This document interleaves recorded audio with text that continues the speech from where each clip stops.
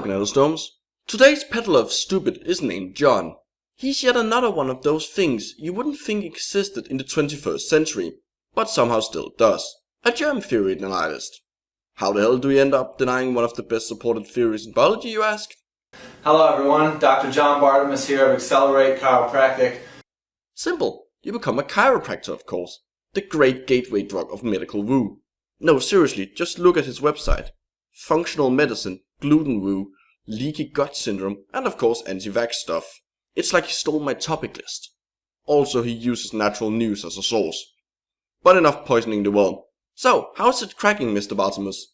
To talk about this week's topic for Accelerate Thinking, which is looking at the germ theory, and is it a valid way to live our lives? No, because you can't live your life according to something that doesn't tell you how to live. Scientific theories aren't ways of life. They're models of the natural world with explanatory and predictive capabilities. At best, they can be used to inform your decisions. Now, the germ theory states that the cause of sickness and disease are germs. If you want to get nitpicky, it technically states that some diseases are caused by the presence and actions of microorganisms, and that specific germs cause specific diseases. But, you're close enough.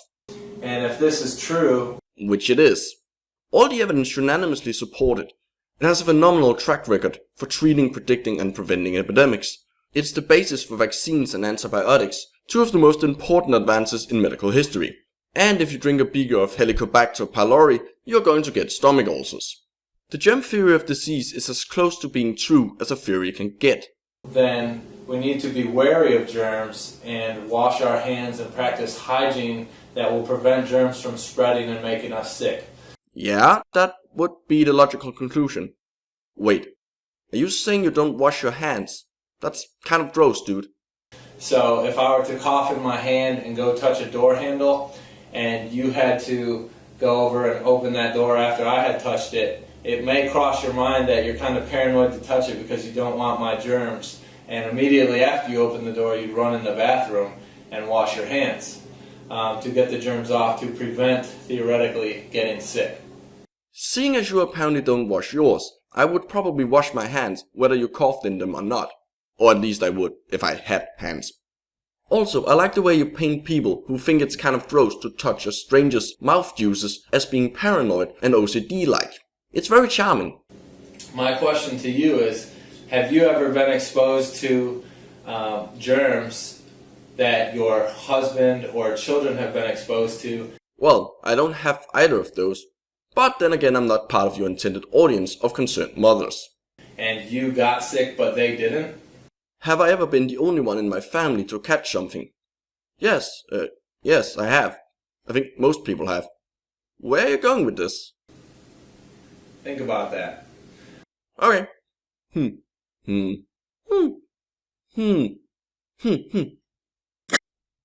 Why did you get sick and they didn't? Because infectious diseases don't work like that. For starters, not every disease is easily transmittable between humans, and some you simply can't catch from other people. You can't give your family Lyme disease, and you have to live in a royally fucked up household for your kids to catch a prion disease off of you. Also, asymptomatic carriers are a thing. In the case of a lot of pathogens, not everyone who becomes infected gets sick. For example, around 80% of those infected with Zika never develop symptoms. But even if we disregard those two inconvenient facts, you still have the issue that people are not their family members. They're different organisms, with different genetics, ages, sexes, immune systems, medical histories, and a buttload of other things. Individual biological differences affect an organism's susceptibility to pathogens. Or to put it another way, every patient is a unique individual with their own unique biochemistry and physiology. You know, like it says right here under the header philosophy in the about section of your own website, in bold fucking letters. Yeah, that applies to infectious diseases too. You're either too dumb to realize that you're exposing your own strongman for what it is, or too dumb to understand the implications of what you claim to be your philosophy. Take your pick. If the germ theory is true, all of you should have gotten sick because you were all exposed to the same germs. If you ignore that the theory doesn't claim that should happen, but in fact explains why it doesn't, and instead use a poorly constructed straw man, then yes, all of us should have gotten sick. Think about that. Again? But I just did. Okay. No, you're still wrong.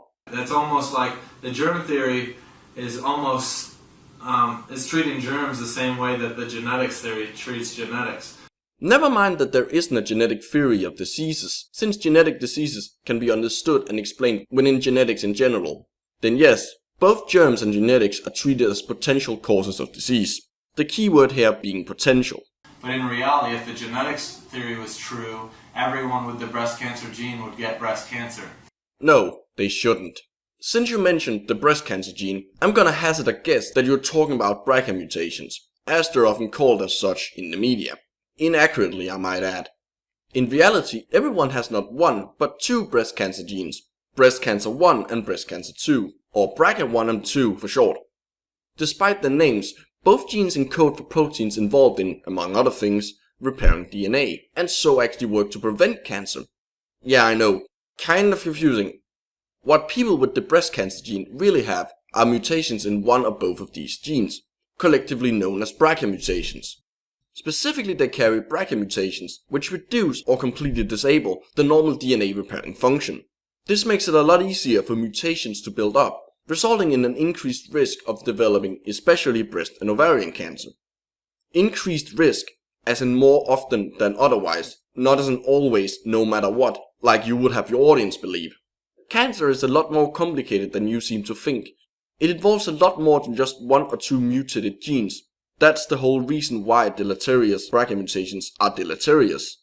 They increase the risk that mutations in other genes involved in cancer go unfixed. I gotta hand it to you though. You may be as dumb as a wet cardboard box when it comes to biology, but you sure know how to tailor your stupid to your audience. An audience which is now more likely to turn down preventive measures, like more frequent checkups or prophylactic surgeries because of you. Yep, you just potentially made yourself indirectly responsible for someone getting cancer. In blood culture, that is considered a dick move. We don't see that.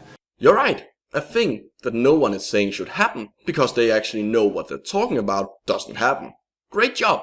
Here, have a straw man shaped golden sticker. If the germ theory was true, everyone who is exposed to a certain germ would get the sickness that that germ creates. You do know that your nonsense doesn't magically turn into real arguments just because you repeat them, right? We don't see that either. I'm gonna take that as a no. So the germ theory of disease and the genetics theory of disease are not true. And yet somehow the treatments, predictions and diagnoses based on them still work. Kinda weird for things that aren't true, don't you think? The genetics theory is true for 2.5% of diseases, but 97.5% of disease is not due to genetics. Wait, what? How can it be false if it's true for some diseases? Are you seriously suggesting that because genetics can only account for some diseases, that the idea that diseases can have genetic causes is false? Did I miss something here? I can't even tell if that's another extraordinarily bad straw man, or if you're really just too dumb to understand basic logic. As for the numbers, they sound a lot like bullshit, and without knowing how or when they were calculated, they're pretty much meaningless. I have no idea whose arse you pulled them from, and frankly, I don't really care. I just hope you washed your hands afterwards. The germ theory is false. No, it's not. See? I can play the unsupported statement game too. As I've shown with just a couple simple analogies here. You haven't shown shit with any of your analogies. You have, however, shown that you don't know diddly squat about biology, or what an analogy is. And even the man who created the germ theory, Louis Pasteur, on his deathbed, even said that the germ theory was false. What he said was, Beauchamp was right. No, he didn't. Pasteur's actual last words were, "I cannot," in response to being offered a cup of milk. But even if he did reject his own work, that wouldn't mean shit. Science is based on facts, not people. The final words of a man who's been dead since 1895 is not an argument, especially not when you have to lie about them. Even if this made-up quote did make Pasteur's work useless, which again, it doesn't, he wasn't alone. The development and popularization of what would later become the modern germ theory was a group effort. Among the other notable figures who worked on it is Nobel Prize-winning German physician Robert Koch, who, having been the first to conclusively show that a disease, anthrax, is caused by a specific organism, laid out the groundwork for establishing such relationships with his 4 postulates. Did he denounce his own work on his deathbed too? Or are you going to make up something else to justify ignoring it? Pasteur didn't even technically create the germ theory. That would be 16th century physician Girolamo Fracastoro. What Pasteur and other scientists of the late 1800s did was formulating a proper theory and providing evidence for it through formal experiments. When Pasteur gets the credit, it's because he was the first to put the emerging evidence together into a scientific framework and get the germ theory of disease ball rolling.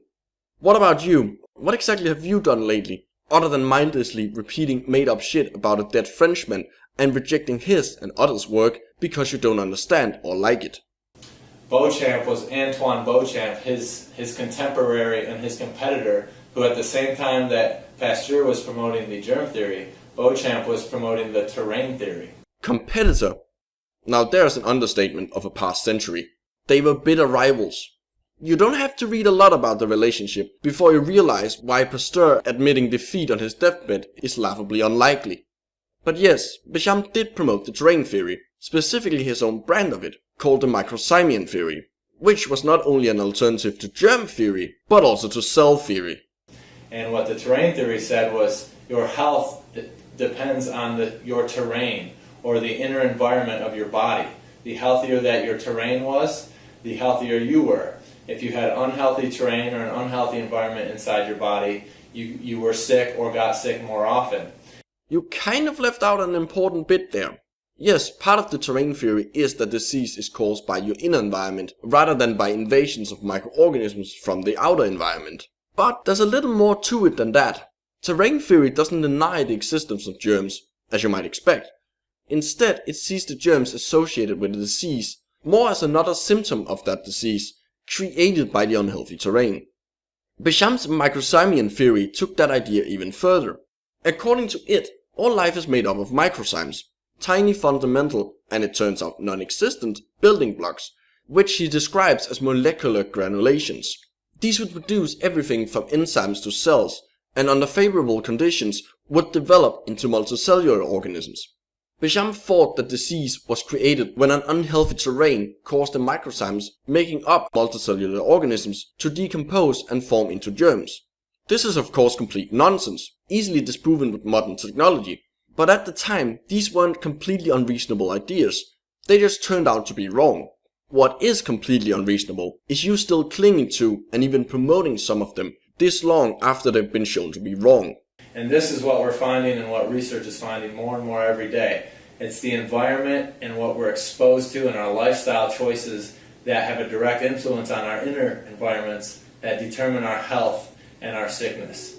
That might be what the idiot dribble you think passes as research is finding, but actual research isn't. So I'm here today to tell you that the germ theory is false. Yes you are.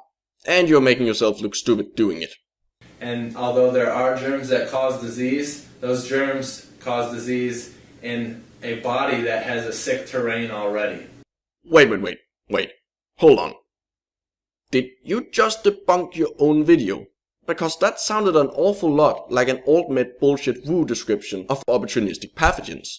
And by admitting they exist, you also just admitted that germs can cause disease. Which by extension means you just flat out admitted that the germ theory of disease is true. Now you might not think you did, because to you, opportunistic infections involving an already unhealthy host automatically makes them evidence for your outdated stupid. Because it kind of sort of fits it, if you ignore all the ways it doesn't, and that the germ theory rejecting the host's biology playing a role is a straw man. A straw man which doesn't even work anymore, because you just debunked that too. By acknowledging the existence of opportunistic infections, you admitted that the biology of the host does matter. You now have an answer to your question of how it's possible for only a single member of a family to catch a disease. The very question which you used to set up your poor excuse of a straw man.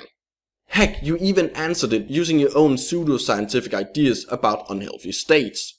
You have, once again, demonstrated that not only are you oblivious to the implications of your own philosophy, you also over-apply your overly simplistic interpretation of it to the point that you end up contradicting the very point of your video just to make things fit. Seriously, how did you miss this?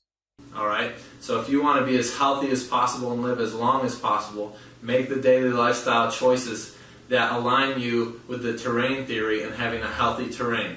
Fun fact, Béchamp and other proponents of the terrain theory put a lot of importance on the body's pH, which, as we saw in a previous video, isn't something you can change or need to maintain. Not that that actually matters, since you have admitted that germs come from the outside and thereby rejected the central idea of the terrain theory, an idea that you seemingly wasn't even aware of in the first place. And those choices are made in how your nervous system functions. How the fuck do you choose how your nervous system functions? What the hell does that even mean? How you eat, how you move, how you think. That's right, folks. If you get sick, it's your own fault for not thinking right. That's not just stupid.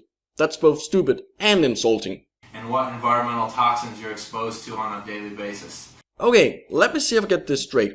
According to you, environmental toxins can make you sick, but toxin-producing pathogens like those responsible for tetanus and anthrax can't. Because why exactly? Also, how come these diseases caused by environmental toxins, bad diets and thought crimes seem to spread as if they're transmittable? Why do certain diseases seem to be tied to certain animals? And by what mechanism does not thinking right cause your terrain to go sour? If you want your stupid to replace the germ theory, you need to be able to answer a very long list of questions like these. You need to be able to show that your wannabe theory can predict and explain the world, at least as well as the actual theory you're so desperate to get rid of. That's how this whole science thing works. I'm Dr. John Bartimus, and I'm here to help you create and maintain a healthy terrain and a healthy life. In that case, I suggest you go take an actual education in actual medicine, or at least stop reading natural fucking news. Because right now, you're doing a really piss poor job at it. Have a great day. Thanks. You too, I guess. I'm sure you will anyway. After all, ignorance is said to be bliss. Thanks for watching, Gnatosdomes. Glad you would join me in this case study of what happens when you mix profound ignorance of a topic with a rigid and overly simplistic personal philosophy. See you next time.